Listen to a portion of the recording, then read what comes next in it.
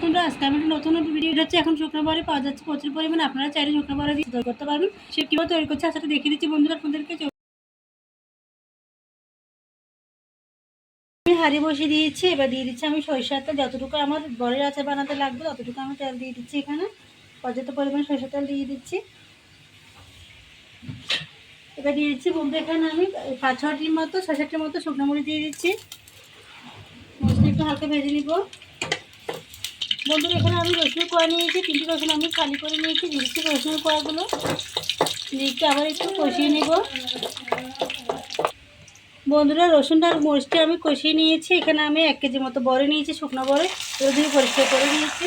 এবার আমি বড়িটা আস্তে অল্প অল্প করে মিশিয়ে দিচ্ছি তেলের মধ্যে।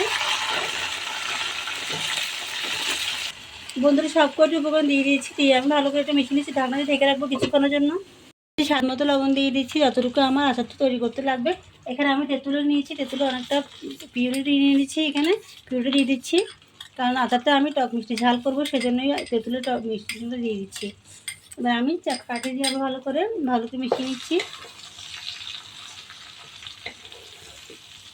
বন্ধুরা। এখানে আমি গুড় নিয়েছি, গুড়টা গুঁড়ো করে নিয়েছি। গুড়টা দিয়ে দিচ্ছি আমি।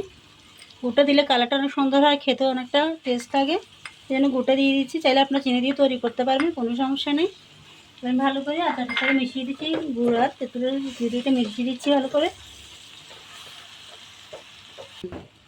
বন্ধুরা। এবার দিয়ে দিচ্ছি 1 চামচের মতো গুঁড়ামরিচ দিয়ে দিচ্ছি এখানে আমি। দিয়ে আবার আমি আচারের সাথে ভালো করে মিশিয়ে নিব খুন্তির সাহায্যে।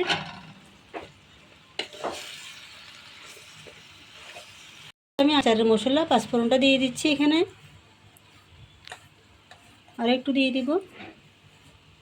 এবার আমি এখানে একটা শুকনো মশলা তৈরি করেছিলাম, এখানে ধনে জিরা বিভিন্ন ধরনের গরম মশলা দিয়ে তৈরি করেছি, সেখান থেকে দিয়ে দিচ্ছি আমি 1 চামচের মতো।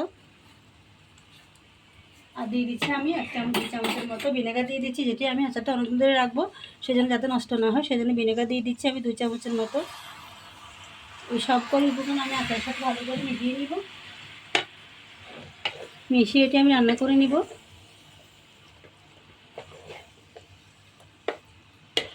দিয়ে দিচ্ছি, দিয়ে আচারটা আমি চুলা থেকে নামিয়ে নিব। আচারটি হয়ে গেছে বন্ধুরা। এখানে আমি 2 চামচ চিনি অ্যাড করেছি, সেটা আপনাদেরকে দেখাতে ভুলে গেছি, সেজন্য দুঃখিত।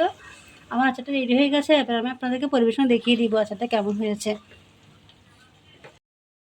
আজকে আমার টক মিষ্টি ঝাল পরের আছে, এই আচারটি অত্যন্ত মজাদার। আপনারা একবার হলে ট্রাই করবেন। এখন যেহেতু কাঁচা বড়ি পাওয়া যাচ্ছে না, শুকনো বড়িটাই পাওয়া যাচ্ছে। আমি যে প্রসেসিংয়ে দেখেছি অনেক সহজ করে দেখিয়েছি, আপনার এই প্রসেসে খুব সুন্দর করে আচার তৈরি করে খেতে পারবেন। তো বন্ধুরা ভিডিও যদি ভালো লাগে একটু লাইক দিবেন, কমেন্টে জানাবেন কেমন হয়েছে। যারা এখন আমার চ্যানেল নতুন রয়েছেন, চ্যানেলটি সাবস্ক্রাইব করেন না, আপনাদের কাছে রিকোয়েস্ট হলে চ্যানেলটি সাবস্ক্রাইব করে দিবেন, পাশে থাকা বেল আইকনে ক্লিক করে রাখবেন, যাতে নতুন ভিডিওগুলো আপনার নোটিফিকেশন চলে আসে। তো বন্ধুরা ভালো থাকবেন, আবার দেখা হবে নতুন কোনো ভিডিওতে। আল্লাহ হাফেজ।